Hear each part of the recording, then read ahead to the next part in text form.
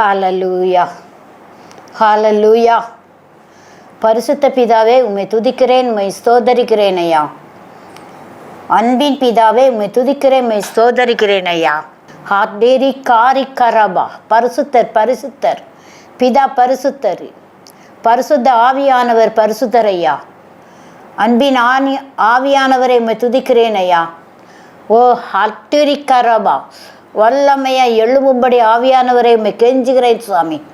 ஏசு மகாராஜாவே, உம்மை துதிக்கிறேன், உம்மை ஸ்தோத்தரிக்கிறேன் அப்பா. ஸ்தோத்திரங்கத்தாவே அப்பா. அத்தீரியத்தர், உன்னை விட்டு விலகுவதும் இல்லை, உன்னை கைவிடுவதும் இல்லை என்று சொன்னீங்க ஏசப்பா. இந்த நேரத்தில் கத்தாவே, நீ கைவிடாத என் கத்தரையா, நீர் என்னோடு இருந்து கத்தாவே. தோ ரிபிக்க அப்பா, என்னுடைய சுயம் சாகணும் ஏசப்பா. என்னிலே என் தேவாதி தேவன் மகிமைப்படணப்பா. உங்கள் நாம மகிமைப்படணும் ஐயா. உயிர்த்தெழுந்த இரட்சகர், ஜீவனுள்ள இரட்சகர், அற்புதர், சர்வ வல்லமை உள்ளவர், தாய் போல் தேற்றுகிறவர், தந்தை போல் தூக்கி சுமப்பவர் அப்பா. பாரி கரி தரகா ரபா ரபா ஓ ரிபிகாத்த தரகா அப்பா. ஸ்தோத்தரிக்கிறேன். என்னை நோக்கி கூப்பிடு, நீ அறியாதது உனக்கு எட்டாததுமான மகா பெரிய காரியங்களை அறிவிப்பேன் என்று சொன்னீங்கப்பா. அப்பா, இப்போது கத்தாவே, அடிமை கொடுக்கிற ஆண்டவரே, இந்த செய்தியை என் கத்த நீர் ஆசீர்வதிக்கும்படி அடிமை கெஞ்ச அப்பா. நீங்கள் என் கூட இருக்கணும் அப்பா. அப்பா ஹல்லேலூயா. ஆவியானவர் பேசணும் சாமி. அப்பா சோதரம் ஆண்டவரை ஒப்பு கொடுக்கிறேன்.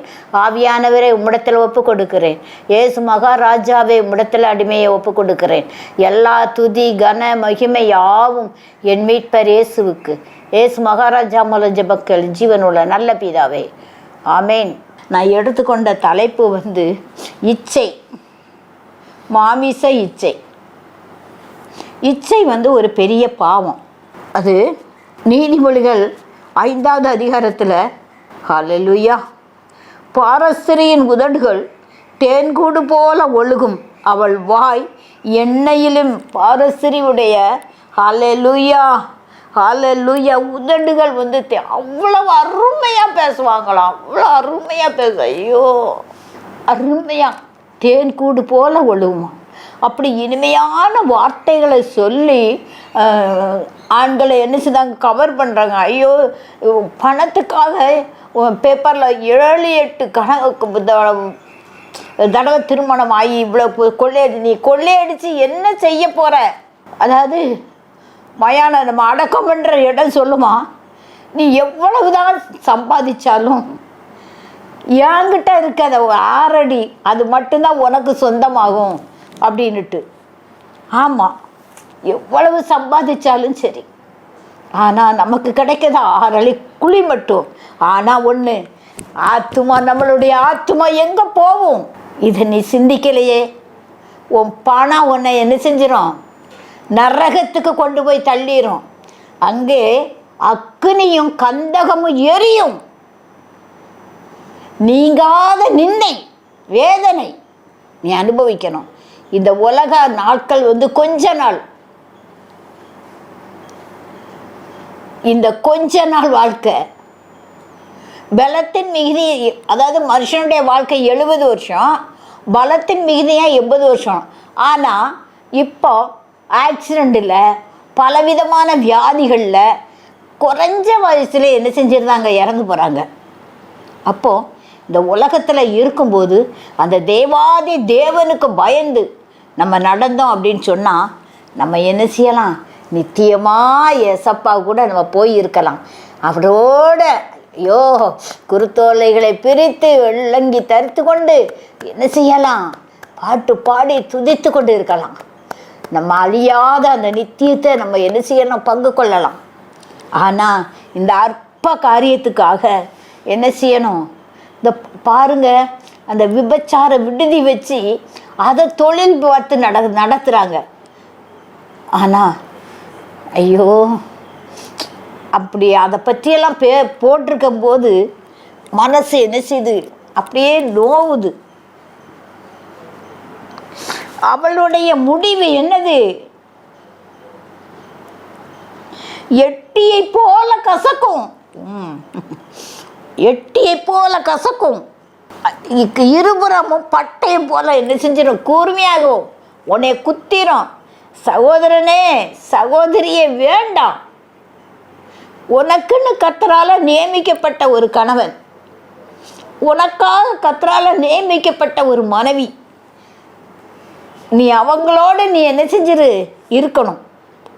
அதுதான் உனக்கு ஆசீர்வாதமான ஒரு வாழ்க்கை. வாலிப பிள்ளைகள் எல்லாம் பார்த்தா அந்த செல்ஃபோனில், ஐயோ ஹல்லேலூயா, எப்போ பார்த்தாலும் செல்ஃபோன். அந்த செல்ஃபோனில் ஒரு அதை பார்த்துட்டு ஆபாசங்களை பார்த்துட்டு தானும் என்ன செய்தாங்க, தன்னையே கெடுத்துக்கிடுதாங்க. வாலிபம் இளமையும் வாலிபம் மாயை, இளவயது வாலிபமும் மாயை. நீ வாலிபனே உன் இளமையிலே என்ன செய்ய, நீ கர்த்தரை தேடு. ஹல்லேலூயா, கர்த்தரை தேடு. கர்த்தரை தேடுகிறவர்களுக்கு ஒரு நன்மையும் குறைபடாது. பிள்ளையானவன் நடக்க வேண்டிய வழியிலே அவனை நடத்து, முதிர் வயதில் அதை விடாதிருப்பான் என்று வேதம் சொல்லுகிறது பாருங்க. அந்த மனைவி, ஒரு மனைவி, அவள் தான் உனக்கு நேசிக்கப்படத்தக்க பெண்மானம், அழகான வரையாடும் போல் இருப்பாளாக. நீ பரஸ்திரி மேலே மயங்கி திரிஞ்சி நீ அதை அவளை நீ என்ன செஞ்ச, அவளுடைய வழிகள் எல்லாவற்றையும் நீ வந்து என்ன செஞ்சிடாத. அவள் வழியில் நீ போன அப்படின்னு சொன்னால் உனக்கு இங்கேயும் சந்தோஷம் இருக்காது, மன சந்தோஷம் இருக்காது. நீ தற்கொலை பண்ணி போனாலும் நீ நரகத்தில் அக்கினியும் கந்தகமும் எழுதி கடலில் நீ பங்கடைக்கணும்.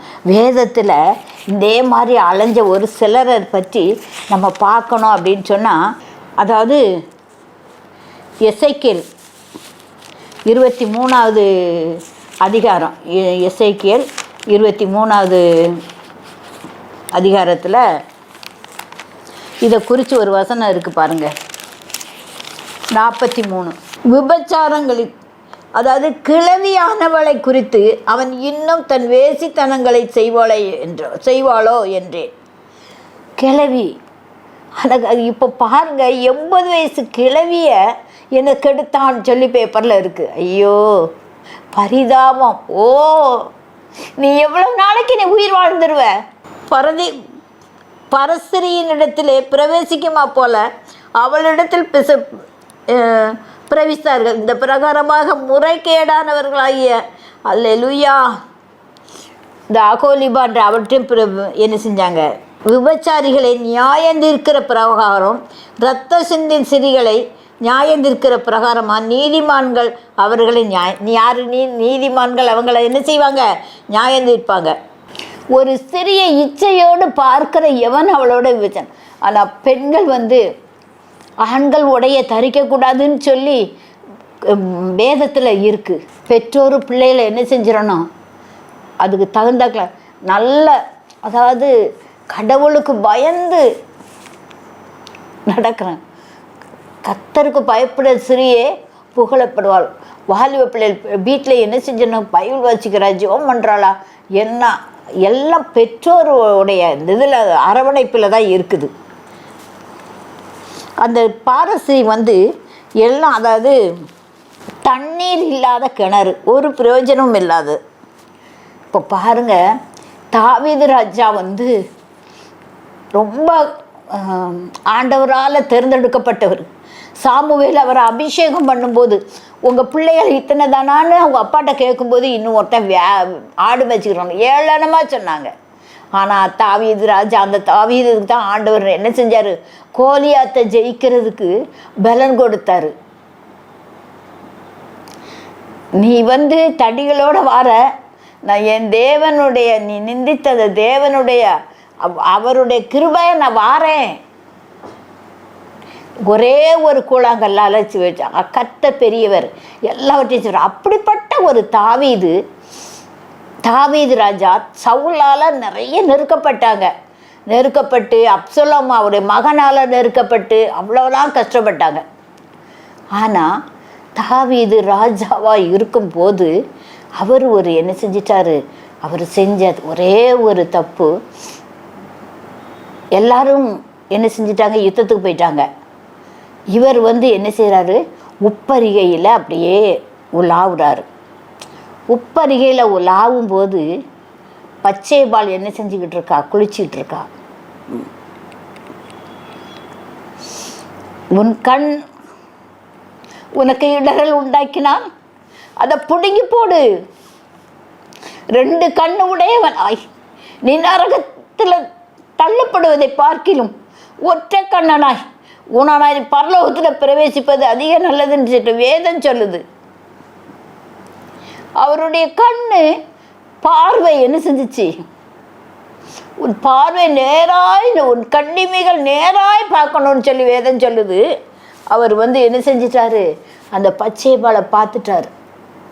அந்த தப்பு பச்சைபாலுக்கும் உண்டு. ஏன்னா இந்த பச்சைபாலுடைய கணவனும் அந்த யுத்தத்துக்கு போயிருக்கான். ராஜா போகலங்கிறது அவளுக்கு நல்லா தெரிஞ்சிருக்கும். அதனால் அவள் என்ன செஞ்சுருக்கணும்? அடக்க ஒடுக்கமாக குளிச்சிருக்கணும். ஆனால் இவர் அந்த பச்சைபாலை பார்த்த மாத்திரத்தில் என்ன செஞ்சிட்டாரு? அவன் மேலே இச்சை வச்சுட்டு. அது மட்டும் இல்லாமல் அப்படியே புருஷன் உரியாவையும் என்ன செஞ்சிட்டாரு? அநியாயமாக கொண்டுட்டார். இந்த பாவத்துக்காக என்ன செஞ்சார்? அவருடைய பிள்ளை, அந்த பிள்ளைக்காக அவர் சாப்பிடாம எல்லாமே இருந்தார். ஆனால் அதாவது உரியாவை அந்த பச்சைபாலை கெடுத்துட்டு உரியாவை கொன்னவுடனே பச்சைபாலை இவர் கட்டிக்கிட்டாரு. அந்த அவளுக்கு ஒரு பிள்ளை பிறக்குது. அந்த பிள்ளை என்ன செஞ்சிருது? செத்து போகுது. பாவத்தின் சம்பளம் மரணம். அப்படி. ஆனால் கர்த்தர் என் வலது பக்கத்தில் இருக்கிறபடியால் நான் அசைக்கப்படுவதில்லை என்று அந்த தாவீது மிகவும் உத்தமமானவர். தாவீதை இந்த சவுலுடைய எல்லா இடுக்கண்களையும் காப்பாற்றி வந்தார். தேவனோடு இருந்தவன் தாவீது. அவரே இவ்வளோ பெரிய பாவம் செஞ்சுட்டாதான் 51 சங்கீதத்தை என்ன செஞ்சார்? அந்த மனசாவப்பட்டு ஆண்டவர்கிட்ட கேட்டார். நமங்க பாருங்க, நம்ம திடீர்னு ஏதோ ஒரு பாவத்தில் நீங்கள் விழுந்துட்டாலும் கூட திரும்ப அப்பா நீங்கள் மன்னிச்சுக்கோங்க அப்படின்னு சொன்னால் ஏசப்பா என்ன செஞ்சிருவாங்க? நம்ம பாவத்தை மன்னித்து நம்மளை என்ன செஞ்சிருவாங்க? ரட்சிப்பாங்க. ரட்சிப்பை நமக்கு என்ன செய்வாங்க? தேவாதி தேவன் என்ன செய்வார்? கொடுப்பார். 51 சங்கீதம் முழுவதும் அவர் என்ன செஞ்சார்? மனசாவப்பட்டு ஆண்டவர்கிட்ட வேண்டார். அதுக்கப்புறம் அவர் தேவனுடைய பிள்ளையா ஆண்டவர் அவர் என்ன செஞ்சார்? உயர்த்தினார். ஆனால் நீதி எனக்கு ஏற்றவன், என் இதயத்துக்கு ஏற்றவனாய் கண்டேன். இந்த தாவீதை என் இதயத்துக்கு ஏற்றவனாய் கண்டேன்னு சொல்கிறாரு. அந்த அளவுக்கு அவர் கர்த்தரோடு அவர் என்ன செஞ்சார்? இருந்தார். கர்த்தரோடு அந்த ராஜா, இஸ்ரவேல் ஜனங்களுக்கெல்லாம் ராஜாவாக இருந்தார் அந்த தாவீது. அவருடைய மகன் கடைசி மகன் பச்சைபாலுடைய மகன் சாலமோன். அவன் என்ன செஞ்சார்? பட்டத்துக்கு வந்தார். சாலமோனுக்கு ஆண்டவர் என்ன செஞ்சார்? அவன் தேவாலயத்தை கட்டினார். ஆனால் சாலமோனுக்கு அதிக ஞானத்தை, உனக்கு என்ன வேணும் அப்படின்னு சொல்றதுக்கு, இவ்வளோ பெரிய ஜனங்களை ஆள்றதுக்கு எனக்கு என்ன செய்யணும்? ஞானம் வேணும்னு கேட்டார். எனக்கு நீ ஐஸ்வர்யத்தையும் நீண்ட ஆயுசையும் கேட்காம நீ இதை கேட்டதுனால உனக்கு எல்லாமே கூட்டி தருவேன்னு சொன்னார்.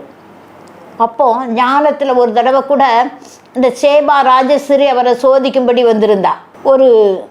ஒரு பூ மாலையை கொடுத்து, இது இயற்கையாக உள்ளதா செயற்கையாக உள்ளதா அதை நீங்கள் கண்டுபிடிங்க அப்படின்னு. அப்போ கூட அவர் என்ன செஞ்சாராம்? அந்த ஜன்னலை திறந்து விட்ட உடனே ஈக்கள் வந்துச்சு, தேனீக்கள் அந்த பூவில் அமர்ந்து தான். அப்போ அவர் ஞானம் எப்படி இருக்குன்னு பாருங்கள். உன்னை இதுதான் உண்மையான பூர். ரொம்ப ஞானி. அவர் நீதிமொழிகளை எழுதினவர் அவர் தான். அப்படிப்பட்ட அந்த சாலமோன் தேவாலயத்தை கட்டி, தேவாலயத்தில் அவர் ஜெபித்த ஜெபம், அவர் அப்படி வழிநடத்தி வந்த அந்த சாலமோன் ராஜா என்ன செஞ்சிட்டாரு? பார்வோனுடைய மகளைத்தான் கல்யாணம் பண்ணியிருந்தார். அவருக்கு 300 அதாவது 700 மனைவிகளும் 300 மறுமனையாட்டி மொத்தம் 1000 அப்படி மறுமனையாட்டிகளும் மனைவிகளும். இதில் இவருக்கு வயசான உடனே அவங்க என்ன செஞ்சுட்டு, அவங்கெல்லாம் அந்த அம்மோன் புத்திரரில் உள்ள இது மகளுக ஏதோங்கள மகளுக, அதாவது இந்த விரோதமாக இந்த விக்கிர ஆராதனை உள்ளவங்க. அதனால இவரை வந்து என்ன செஞ்சிட்டாங்க, அந்த இதுக்கு இழுத்துட்டாங்க. இவர் வந்து என்ன செஞ்சிட்டாரு, விக்கிரகங்களுக்கு தூபம் காட்டி தன்னை என்ன செஞ்சிட்டாரு, அந்த ஆண்டவர்கிட்ட இருந்து அந்த பாவத்தை அவர் என்ன செஞ்சிட்டாரு, பிரிச்சிட்டாரு. அதனால் ஆண்டவர் சொல்லி பார்த்தாரு, இந்த சாலமன் கேட்கல. உடனே என்ன செஞ்சார் ஆண்டவர், நான் உன்னை அந்த இதில் இருந்து ஒரு ராஜ்யத்தை நான் பிரித்து நான் என்ன செய்வேன், உன் வேலைக்காரன்கிட்ட நான் கொடுப்பேன் அப்படின்னாரு. ஆனால் உன்னுடைய காலத்தில் நான் இல்லாமல் உன் மகன் காலத்தில் செய்வேன்னு சொன்னார். அப்போது இந்த இச்சை, இந்த மனைவிகளுடைய, அதாவது மறுமனையாட்டிகளுடைய இச்சையில் பாருங்கள் எப்படி பெரிய சாலமன் ராஜா, சாலமன் ஞானி தேவாலயத்தை கட்டி அதை பிரதிஷ்டை பண்ணி அப்படி உயர்ந்த சாலத்தில் ஞானத்திலே இருந்த அந்த சாலமன் ஞானி என்ற பெயர் பெற்ற அந்த சாலமன் ராஜா என்ன செஞ்சிட்டாரு, பெண்கள் பகுதியில் சார்ந்து அவர் கடைசியில் என்ன செஞ்சிட்டாரு, விக்கிரகங்களுக்கு தூபம் காட்டி பாவத்தில் விழுந்துட்டார். தேவன் அதை எச்சரிச்சும் கூட கேட்கல. அப்போ அது பெண்கள், அதாவது இச்சை வந்து என்ன செஞ்சிடும், மனிதனை கெடுத்து விடும், நரகத்துக்கு என்ன செஞ்சிடும், தள்ளிடும். இப்போ அதை மாதிரி இந்த யாக்கோபு வந்து என்ன செஞ்சார், ஸ்தோத்திரம், யாக்கோபு அந்த குடும்பத்தோட 2 பரிவாரங்களோட லாபானோடைய வீட்டில் இருந்து வராங்க. வரும்போது வழியில் ஒரு இடத்துல அவங்க தங்கி இருக்கும்போது தீனா வந்து என்ன செஞ்சிருந்தா, அவள் ஊருக்குள்ளே போய் சுற்றி பார்க்க போகிறாள். அப்படி போயிட்டு அவளை வந்து ஒருத்தன் சீகன் அவன் வந்து பார்த்து அவளை வந்து கெடுத்து விட்டுருதான். உடனே எனக்கு இவ தான் வேணும் அப்படின்னு சொல்லி அவங்க அப்பா கிட்ட எல்லாம் பேசி, அந்த அப்பா இவர் என்ன சொல்வார், யாக்கோபு நீங்கள் விருத்த சேதனம் பண்ணணும் உங்கள் கூட சேர்ந்த எல்லாரும் அப்படின்னு சொல்லி விருத்த சேதனம் பண்ண வச்சுட்டு, அந்த நோவு அவங்க 3வது நாள் நோவு இருக்கும்போது என்ன செஞ்சுறாங்க, அவ்வளோ பேரையும் அந்த யாக்கோபுடைய பையங்க கொலை பண்ணிடுவாங்க, அந்த இடத்தையா என்ன அழிச்சிருவாங்க. அப்போ இது இந்த தீனாளால் பொம்பளையால் அந்த கிராமமே என்ன செஞ்சு போச்சு, அழிஞ்சு போச்சு பாருங்கள். இவ அடங்கி வீட்டில் இருந்திருந்தான்னா அது என்ன செஞ்சுருக்காது, நடந்திருக்காது. இந்த தீனாளால் என்ன அவ்வளோ பேர் என்ன செஞ்சாங்க, அழிஞ்சாங்க. இப்போவும் அப்படி தான் என்ன செய்யுது, ஒவ்வொரு பொம்பளை பிள்ளைகளால் நிறைய குடும்பங்கள் சீரழிது பாருங்கள். நிறைய பிள்ளைகளை, குழந்தை பெற்றவங்க கூட தன் பிள்ளைகளை கொல்றாங்க. ஐயோ ஹல்லேலூயா. அந்த இச்சையினால் பிள்ளைகளை என்ன செய்தாங்க, கொல்றாங்க. பிள்ளைகளை கொன்னுட்டு என்ன செய்தாங்க, அவங்க சந்தோஷமாக இருக்கணும்னு, அது சந்தோஷமாக. அதே போல் கணவன்மாரும் என்ன செய்தாங்க, மனைவிகளை என்ன செய்தாங்க, மனைவிமாரை கொல்றாங்க, பிள்ளைகளை கொல்றாங்க. நீ உண்மையும் உத்தமமாய் நீ சர்ச்சில் ஆண்டவருடைய சன்னிதானத்தில் உனக்கே வாழ்விலும் தாழ்விலும் சுகத்திலும் சுகவீனத்திலும் உனக்கே நான் மனைவியாக இருப்பேன், உன்னை நேசித்து உன்னை வாக்கு கொடுக்குறேன்னு சொல்லி அவங்க வாக்கு கொடுக்கும். 2 பேரும் அந்த வார்த்தையை நினச்சா கூட அந்த பாவத்தில் என்ன செய்ய முடியாது, ஈடுபட முடியாது. இச்சை வந்து எல்லா பாவத்துக்கும் காரணம். அதே போல் சிம்சோன் வந்து வாக்குத்தத்தமாக பிறந்தான். மனைவி கிட்ட தேவ மனுஷன் வந்து பேசி, உனக்கு வந்து ஒரு மகன் பிறப்பான், அவன் வந்து என்ன செய்தான், பெலிஸ்தியரை அடக்க பார்ப்பான், அவன் தலையில் சவரங்கத்தி படுவதில்லைன்னு. அதே போல் மனோவாவுக்கும் எப்படி வளர்க்கணும் அப்படின்னு சொன்னால், அவன் திராட்சை செடியில் உள்ள எதையுமே சாப்பிடக்கூடாது, திராட்சை கனிகளை திராட்சை ரசத்தையே எதுவும் சாப்பிடக்கூடாது அப்படின்னு சொல்லியிருப்பார். ஆனால் இவன் என்ன செஞ்சான், தெளிலாளுன்ற ஒரு பொண்ணை மூலமாக என்ன பாவத்தில் விழுந்துட்டான். ஆண்டவர் சொன்னார், அதாவது 2-3 தடவை சோதித்து பார்த்தாங்க. கயிறை கட்டி உன் பலம் எங்கே இருக்குது அப்படின்னு சொன்ன, கயிறை கட்டி அப்படின்னா எல்லாம் என்ன செய்யணும், அதை நான் ஜெயிக்க முடியாதும்பான். ஆனால் கயிறை கட்டிட்டு பெலிஸ்தர் மேலே வந்துட்டாங்கன்னு சொன்ன உடனே அவன் எழுமா அதை அப்படியே நூல் அந்த மாதிரி அந்த போயிடான். அவ்வளோ தூரம் எப்படி 2-3 தடவை இருந்துச்சு. கடைசியில் நீ என்னை ஏமாத்துறேன்னு பொம்பளை வாக்கு தேன் கூடு போல ஒழுகும், அவள் வாய் தேன் கூடு போல ஒழுகிச்சு, தெளிலாளுடைய வாய். நீ என்ன செஞ்ச, என்னை ஏமாத்துற, நீ உண்மையிலே சொல்லு அப்படின்னு சொன்னதுனால அவன் உண்மையெல்லாம் என்ன செஞ்சிட்டான், நான் நசரேன், என் தலைமுடி என்ன செய்யப்படலை, வெட்டப்படலை, என் பலம் அங்கே என் முடியில் இருக்குதுன்னு சொன்ன உடனே அவள் எல்லாம் சடை போட்டு கடைசியில் என்ன செஞ்சா, பெலிஸ்தர்கிட்ட சொல்லி அவங்க என்ன செஞ்சிட்டாங்க, முடியை வெட்டி போட்டாங்க. இவனால் ஒன்றுமே செய்ய முடியலை. உடனே இவன் கண்ணெல்லாம் பிடுங்கப்பட்டு இவனை மாவரைக்க வைக்காங்க. அதுக்கு முன்னால் 300 நரிகளை பிடிச்சி அது வாளோட வாளாக கட்டி பந்தத்தை கட்டி அவங்க வெள்ளாமையெல்லாம் அழித்தான். அப்படிப்பட்ட அந்த சிம்சோனே, அப்படிப்பட்ட ஒரு பலசாலியவே ஒரு பொம்பளை என்ன செஞ்சிட்டா, கெடுத்துட்டா. கடைசியில் அவரை வேடிக்கை காட்டுறதுக்காக வேண்டி கொண்டு வரும்போது அவன் முடி கொஞ்சம் வளர வச்சு ஆண்டவர்கிட்ட கேட்டான், இந்த ஒரு விசை மட்டும் எனக்கு இறங்குங்க ஆண்டவரே அப்படின்னு சொன்னான். அந்த ஒரு விசை மட்டும் இறங்கினோடனே ஆண்டவர் அவனுக்கு இறங்கினார். அவங்க வேடிக்கை காட்டும்படி கூட்டிகிட்டு எல்லாம் கூடி இருக்காங்க பந்தலில். அப்போ அந்த கூட்டிகிட்டு போகிறவங்கக்கிட்ட இந்த தூண் பக்கத்தில் என்னை என்ன செஞ்ச கொண்டு போங்கன்னு சொல்லி அந்த தூணை பிடிச்சி அசைச்சான். அன்னை எல்லாரும் என்ன செஞ்சாங்க, அவ்வளோ பேர் செத்து போனாங்க. அதோட இவன் சிம்சோன்னு என்ன செஞ்ச செத்து போனான். பாவத்தின் சம்பளம் மரணம், பாவத்தின் சம்பளம். அது ஒரு நாளும் பாவத்தின் சம்பளம் மரணம். நீ இன்னைக்கு உல்லாசமாக அலையலாம், இது நல்லதுன்னு நீ நினைக்கலாம். உன் பாவம் உன்னை தொடர்ந்து பிடிக்கும். உன் கண்களை விச்சையின்படி நீ நடக்காத, உன் கால் போன பாதையில் நீ போகாத, தெய்வத்துக்கு பயந்துரு. யோசேப்பு தெய்வத்துக்கு பயந்து இருந்தார். பெரிய பதவியை தான் கொடுத்துருந்தான் அந்த அரசன். ஹல்லேலூயா. ஆனால் அவனுடைய மனைவி இவன் மேலே ஆசை வச்சு இச்சிச்சா. இவன் என்ன செஞ்சான், பார்வோன், அதாவது நான் உண்மையோட, அதாவது எனக்கு உன்னை மட்டும்தான் மறைச்சிருக்க, மற்ற எல்லாம் என்னை நம்பி இவரை சென்றிருக்காரு. நான் இவ்வளோ பெரிய பாவத்தை நான் செய்வது எப்படி, இந்த பொல்லாப்பு செய்வது எப்படி, இந்த பாவத்தை நான் செய்வது அன்பான சகோதரங்களே, அன்பான வாலிப பிள்ளைகளே, யோசேப்பை போல நீங்கள் நிமிர்ந்து நில்லுங்க, பாவத்தில் ஈடுபடாதுங்க. ஆனாலும் அவரை என்ன செஞ்சாங்க, சிறைச்சாலையில் போட்டாலும் கர்த்தர் சிறைச்சாலையுடைய தலைவன் கண்களில் தயவடைக்க பண்ணார். பார்வன் ஒரு சொப்பனம் கண்டா அதை இவர் அழிச்சார். கடைசியில் என்ன செஞ்சாங்க, எகிப்துக்கு ராஜாவா அதிபதியாக எல்லா பேரையும் போஷிச்சாரு பாருங்க. எல்லாருக்கும் அங்கே எகிப்தில் போய் தான் தானியம் என்ன செஞ்சாங்க, வாங்கினாங்க. அந்த மாதிரி அந்த யோசேப்பை போல் என்ன செய்யணும், கர்த்தருக்கு உண்மையும் உத்தமமாய் நடக்கணும். பொல்லாப்புக்கு விலகணும். உன் பார்வை நேராக இருக்கணும். நீ கர்த்தரை நோக்கிரு. கர்த்தரிட அவர் உன்னை என்ன செய்வார், ஆதரிப்பார்.